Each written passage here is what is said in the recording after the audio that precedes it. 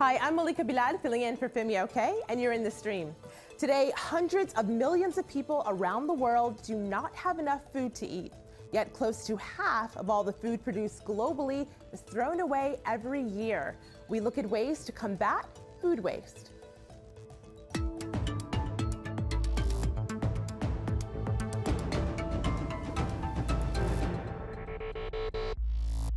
Our digital producer, Omar Badar, is here, and he's looking out for your live feedback. Omar, I was guilty of it this weekend. I bought a bag of spinach, and I had to throw it away this weekend because it went bad, and I just didn't have a chance to get to it. Boy, am I guiltier than you. I mean, basically, you could fill up an entire show, Confessions of Food Wasters. Unfortunately. Unfortunately. But, you know, one of the things that is being proposed out there is whether grocery stores should be donating foods to charities, basically the excess food that they have. So we put out this question here at our website, stream.aljazeera.com. You can take this poll. Should supermarkets and restaurants be forced to donate unsold food to charity? For Dr. Sally, that's a no-brainer. She says, instead of wasting food, you give it to those charities that distribute it to the homeless and the poor. Why would you even ask? We do quite a bit of that in Australia.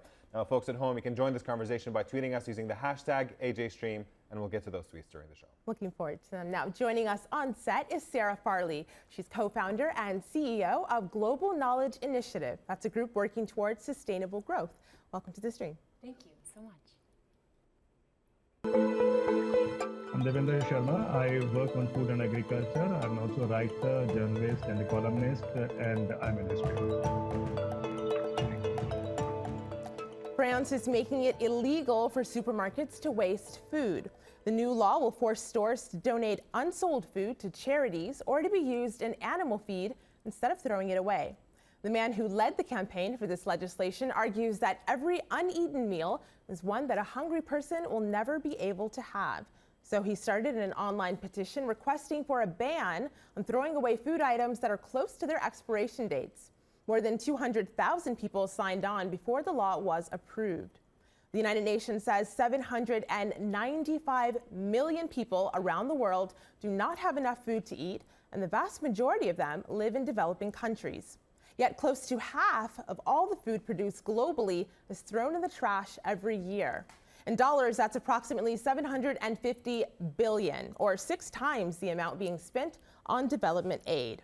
So would this French solution of making food waste illegal work globally? Well, to help us explore this, we're joined by a panel of guests who are working to reduce food waste. Corinne Bell is the director of Real Junk Food Project Manchester. That's a group that intercepts food that would otherwise go to waste from supermarkets and restaurants and turns it into meals for those in need. Jenny Rustemeyer, is a producer of the Just Eat It documentary about food waste and food rescue. And Joanne Birkenkamp is a senior advocate at Natural Resources Defense Council, an environmental action group. Welcome to the stream, everyone. Now, I want to start with human consumption. Estimates suggest that we need 1.5 Earths to sustain our current rate of consumption. But if you look at my laptop, 1.3 billion tons of food is wasted each year. So, Joanne, the numbers are pretty shocking. Can you paint a picture of just how bad this problem is? Well, it's a huge problem. Just here in the United States alone, we waste about 40% of the food that's grown here. And that means about a quarter of our meat, about a quarter of the dairy, up to 50% of our fruits and vegetables, about 50% of seafood actually goes to waste. So the numbers are staggering. And that's crazy when you think about the environmental consequences, as well as the fact that, you know, here as well as elsewhere around the world, we have so many people who are food insecure. In the United States, it's about 1 in 6 people may not know where their next meal is coming from. But really the silver lining in that is if we could reduce our food waste by about 30% and get that food to those people, we could meet all of their needs every day of the year for that entire food secure population. So we've got some big challenges, and there are also some really big opportunities to address them. Right, really laid it out there for us. So Jenny, what does this waste look like in reality for your average person who shops at a grocery store, takes food home, eats it? What does that actually look like in practice?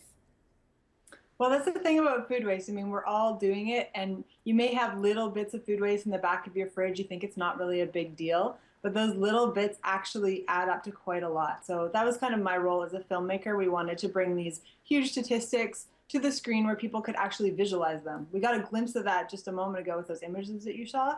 And as soon as people see food waste, they know that it's wrong and they feel like they should do something about it. So we have people tweeting in from around the world. We have Bashira over here who says, more so rich people in developing countries like Nigeria cook excesses and throw away the food when it's stale. Then you have AK here over here who says that the food waste culture in the US is abysmal. Sarah, is there places in the world where this is less of a problem than others, or is it basically a global problem? So if you talk about food waste or food loss, it is a global problem, but it looks really differently in the developing world versus the developed. So the phenomenon of having that bit of spinach in the back of your refrigerator that you end up throwing out when it's a week old, that's on the consumption side. So in the wealthy part of the world, that's where most food loss occurs. In the developing world, statistically, they say about 76% of food loss happens either at production, so as the farmers are growing it, or the next step in the chain, which is processing. So a lot of the innovation then is really around processing, storage, handling, and distribution. I think what's happening in France really speaks to how this problem shows up in the developed world. Well, I want to talk about that next step in the chain. And Jenny, you hinted at this a little bit. So I want us to see what this actually looks like. I want to show a clip from Jenny's film, Just Eat It. Take a look at this. You imagine that there are warehouses that are 1 million square feet of food products. So if something happens in that product, whether it be dated, damaged, or whatever, the easiest, most convenient thing to do with it is dump it. And a large part of dumping is simple economics. So Jenny, how did we get to a point where the easiest thing to do is just to dump it? Well, when we're talking about the developed world, I think food actually is relatively cheap. I mean, frankly, we can afford to be wasting it, and so we are. And I think it really comes down to values. I mean, you don't hear people talking about this issue very much. So waste just doesn't have that stigma that something else might have, like recycling, for example. Joanne? Well, I think that's right. You know, here in the United States, it's relatively inexpensive to landfill food and other waste. And about 95% of our food does go into landfills or is incinerated. So it has been an easy solution. That will change as it becomes harder to site new landfills and as our landfills fill up, which is happening. I want to bring Corinne to this conversation. Corinne, at least here in the States, I'm speaking personally, me among my friends, wasting food isn't always a taboo. Is it one of the last taboos? Should it be really? Is there a stigma, do you think, in the UK? I think not wasting food makes a lot of sense to people. Like when I talk to people about the Real Junk Food Project, it's an idea that they can really get behind, because if you just say to people, there's loads of food going to waste in the world, this has a massive environmental impact, there are lots of people going hungry in the world, food is a valuable resource, I think it should be a shameful thing to waste it. And yeah, I think so long as people are aware of the impact that food has on our environment and on the cost of food and on other people with less incomes ability to afford good food and access to a healthy diet, I think it's becoming more of a stigma as we become more aware. And I think that's a really good thing. I think food waste should be considered something that is shocking and not okay. So Malika, we have people weighing in online about why so much food is being wasted. We have Bianca over here who says, we lack education on food waste, we buy in bulk, we're picky about shape, size, we don't reuse leftovers, we're all guilty of it. And we have Spencer here on Facebook who says, well, I work in an industrial bakery and people would be appalled at the amount of food that we throw out. Consumers are very picky, and if the bars get damaged during packaging, it gets thrown out. Sarah, to what extent do you think that this is an issue of educating consumers on being less picky about this stuff and how big a problem it is? I absolutely think in the developed world, especially, that notion of how do we educate consumers to be more open-minded about the impact of what the choice to waste food really means. However, I think the education lens has a different meaning in the developing world.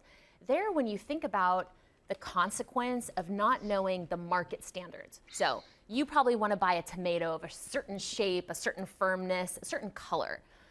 Getting that information, that market standard to farmers is actually the first step in the chain to try to minimize some of this food loss in the developing world, where, consequently, you have so much larger a percentage of your population as a farmer. So I would add to the points Corinne was making, it's not just the sort of loss in terms of resources.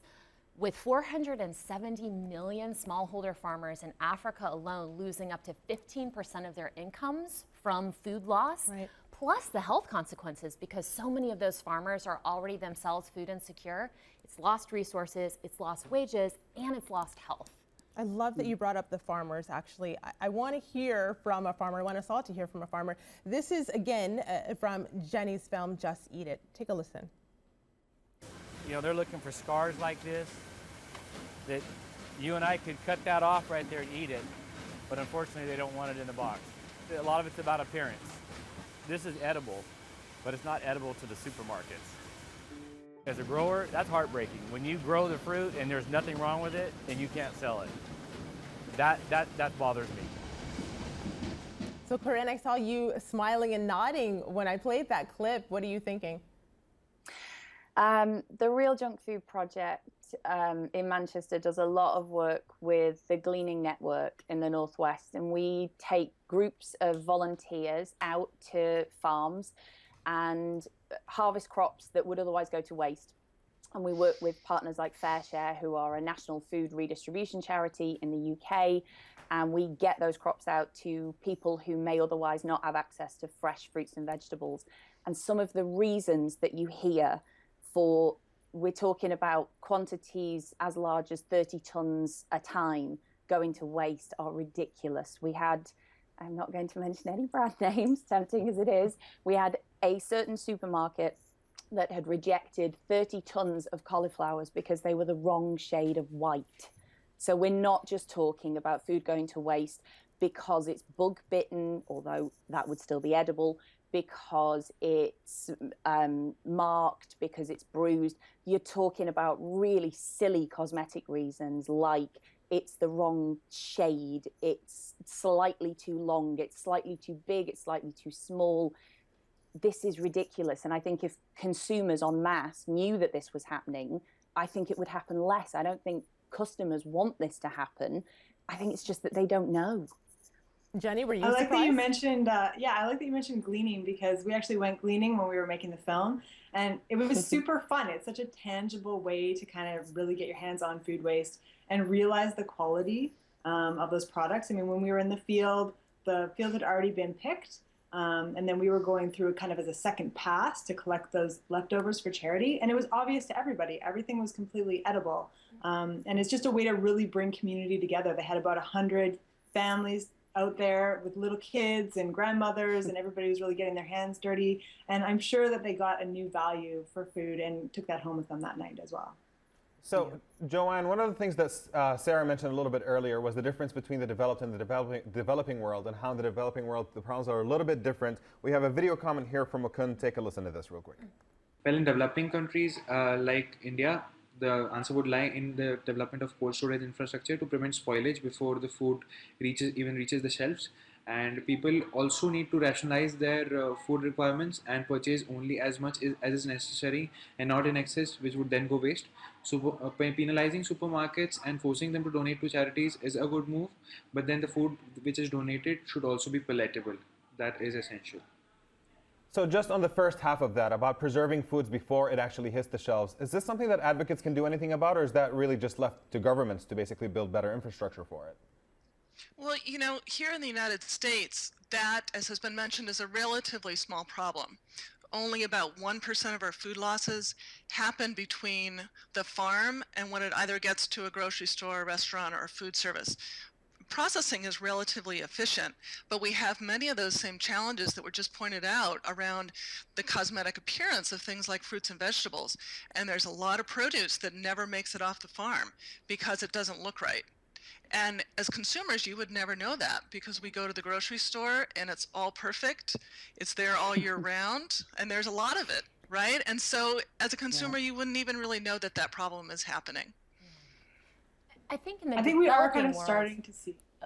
Jenny and Jenny and Sarah both speaking at the same time. Sarah, why don't you go first, and then Jenny will pipe in. Yeah, so those segments of the processing, but also prior to that, the handling. So getting the crop and getting it where it needs to go for processing, you see about 37% of the losses in the developing world happening there. So just as Joanna was saying, that problem has really been dealt with in places like the United States. So then the question is why? And I think the digital call in from India was pointing to infrastructure as one point there. But I also think you have some really interesting innovations that are bringing some of the infrastructure for handling and processing to the farm. So a really cool example from Nigeria is a group that's using AMPUs. And AMPUs are basically mobile processing units that bring the capability to take cassava, which it's not a crop we eat a lot of in the United States, but it's a really important crop in Africa, has a lot of water. If you do not dry cassava within 48 hours, the value is gone to the farmer, no matter how much it mattered to them to sell it. So you have to dry it, and then you can do all kinds of neat things with it. You bring that processing ability to the farmer, and these statistics really start to change, and the income levels go up. Right. So in looking at solutions, and you just hinted at one of them, what has been put forward, of course, in France, started with a petition, and that's kind of spread around. You now see petitions here in the UK. This is one on my laptop that I've opened up here. There's also a petition out of Canada, and these are calling on supermarkets not to throw away their unsold food that has not actually gone bad, but then will be thrown out. I'm wondering if, Jenny, if focusing on supermarkets is really the wrong way to go about this? What do you think? Well, I mean, I think it's kind of too bad that we're at this point where we have to have legislation to make people not waste food or to donate it. But on the other hand, anytime that we're going to be talking about food waste and governments are getting involved, it's really exciting for the movement.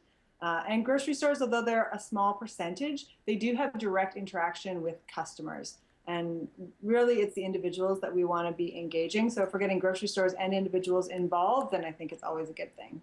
Well, Joanne, is focusing on the donating of the food, though, is that focusing on the correct aspect of this, or should we be focusing on the fact that there's so much excess food in the first place? Well, I think the grocery piece is quite important. In the United States, it is only about 10% of the food losses that we see. But, you know, there are ways that that can be fixed and addressed relatively easily.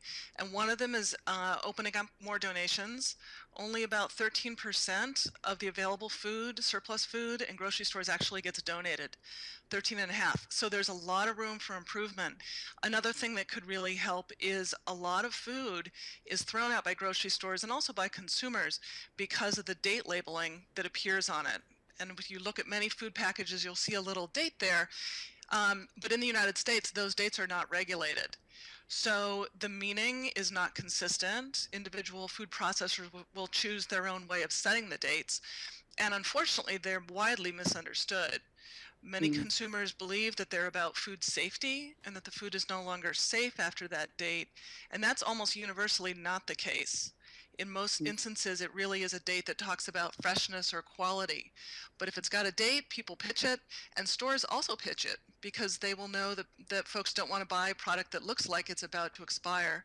And so that product gets pulled off the grocery shelves, and that's much of what you see in the dumpsters behind grocery stores across the United States. Right. And clearer labeling could really help change that. We really have actually that pushback from community here. People who are saying that grocery stores, maybe it's not so wrong that they're dumping this stuff. You have Michael over here who says, you can't blame the supermarkets. In the age of claim and sue culture, they are protecting their interests by not giving this food away. And then you have Duke Killa over here, cool name, who says, it's not okay for charities to give the food to the groceries because they can't sell it for a reason. There could be health and litigation issues. So, Corin, what do you say to people who say that this food is being dumped for a reason? It can't be sold for a reason. Well, obviously not everything that goes in a supermarket bin can be eaten. Some of it is bound to be rotten, stale, unsafe. But I think that a few people in the conversation this evening have mentioned that the vast majority of food that goes to waste in the UK anyway, in the commercial food sector, is perfectly edible. And I think the one of the most interesting things for me that's happened in France recently, the very recent changes in legislation around giving to food banks is brilliant. But in March this year, which was far less covered, France signed up to a set of EU regulations that removed the necessity to put a best before date on a number of low risk, very low perishable products like rice, pasta, dried coffee. And for me, that would be a real step forward. I really echo the point that was made about date labeling being very confusing, and that date labeling possibly adding to the fear of being sued. I don't think it adds to the possibility of being sued because, as we've already said, low risk products with labels like best before, sell by, that kind of thing. It's not a food safety issue. Jenny? I can absolutely attest to that. I mean, when we were doing our project, we lived exclusively off rescued food for 6 months. The vast majority of it was product that was close dated or just past date. I actually have like 8 dozen eggs in my fridge right now. Jenny, were you surprised? Were you surprised by the bulk of good food really that you were eating? Yeah, absolutely. I mean, I don't even know how they put the dates on. I asked one manufacturer and he said, oh, this canned item would last for 5 years, but people wouldn't buy it if it had a date that was 5 years out. So we put 3 years on it. They're so conservative with their dates. And it's really leading to so much quality waste. Sarah. I'm interested, we've been talking about sub-Saharan Africa has certainly been my perspective, and we're talking about the UK and the US, but on this issue of labeling and really large experiments with food banks, I think Mexico and India are really important for this story. In trying to understand the phenomenon of food loss, we went to Mexico. They have the second largest food bank in the world, second only to India, where they're really trying to get food from restaurants, from supermarkets, and bring it through these distribution and warehouse systems and bring it out to communities in need. And I think it's an important perspective because they're also, I think, sensitive to consumers that are a larger proportion that are food insecure than perhaps we might find in the UK, by contrast. Corinne and Jenny, go ahead, Corinne. I hear you because I wanted to go to you because this is an initiative that you have dedicated your life to, really. This is exactly what you're doing. Yeah. One of the things that I would like to say about the issue of best before dates, about the issue of supermarkets being pushed to give all of their food waste to charity. One of the things that I'm concerned about, and I'm interested to know how the rest of the panel feels about this, is that I feel almost like we're allowing supermarkets to be wasteful, and then once they've been wasteful, once the problem is already there, we're allowing them to deal with it by something that could be seen as greenwashing, by them pushing that waste food to charity. Now, I know in the UK that let's not pick on supermarkets, if commercial food waste, all edible commercial food waste in the UK was to suddenly be pushed to charities, they'd be absolutely overwhelmed. And I'm slightly concerned that there's a danger here that we could be creating a two-tier system, whereby if you can afford to buy food from the supermarket, you go and you buy it and you take it home and you eat it where you want. And if you have less money, you could be seen as the people who've been thrown away, eat the food that's been thrown away, and they go somewhere separate to get it, and they go somewhere separate to eat it.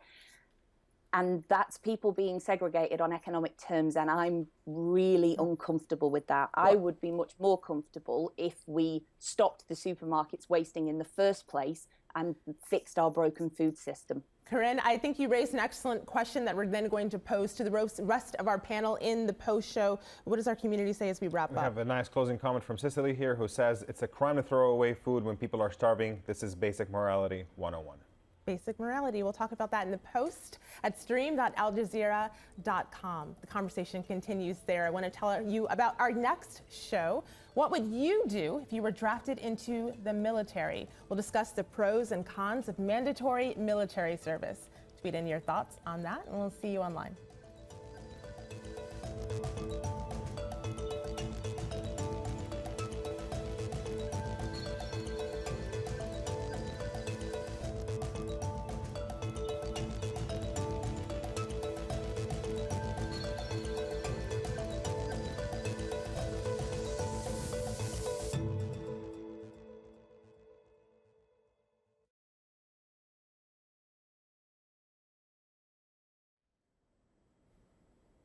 Welcome back. This is the Stream's online post show. We've been talking about the shocking amount of food that goes to waste around the world each year and what some people are doing to change that. And so before we headed into our post show, I had to pause. Corinne, you left us with a great question. You asked and wanted to ask the rest of the panel, are we allowing supermarkets to be wasteful? But Corinne, what you didn't do yet, and I want you to tell our audience, is exactly what you're doing to kind of change this.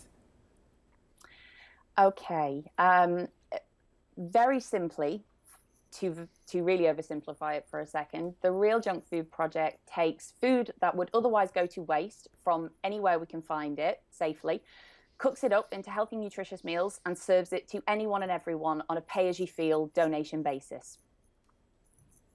That was short and sweet, and we're actually looking at pictures now of what that looks like in practice. And I know just this morning you were busy doing this work.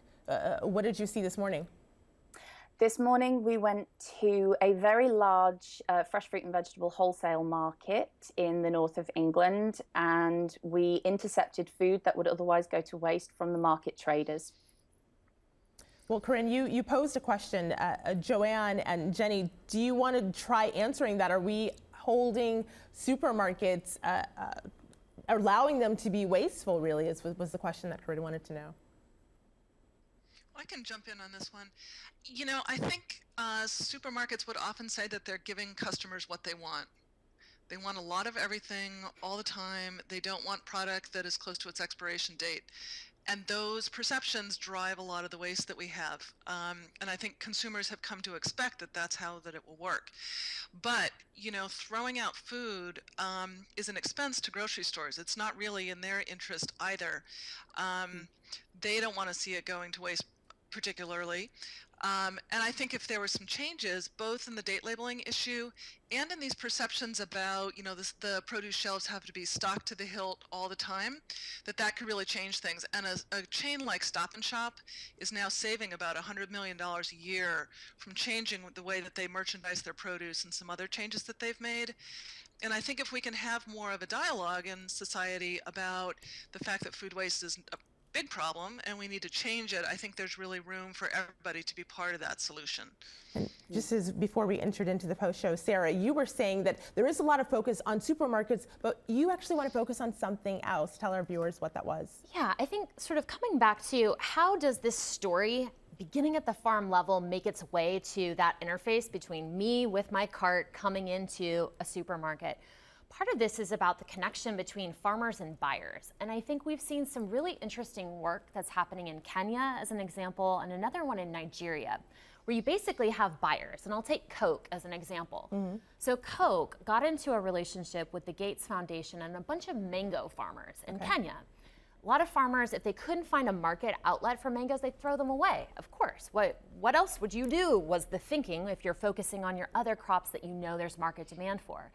So what needed to happen was a market opportunity for mangoes needed to be shown to farmers. Right. So this is where Coke has its Minute Maid line. So Minute Maid mango used to source not actually from the African continent.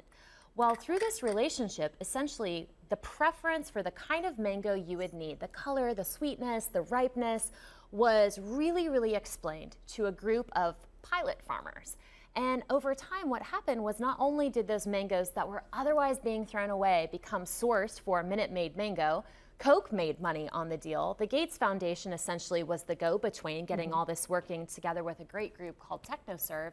And so you dropped loss, you increased income, and it really was, I think, a great illustration of private sector plus consumers, plus in this case, a non-governmental organization playing a really important role. So we're dealing with waste, and we also get mango juice out of it. You know? I love that combination there, Omar. So on the comment that Joanne was just making a little bit ago about the cost, we have Regina over here who says, it's more the consumer. We demand everything to be available all the time, irrespective of season, and the corporations simply adhere.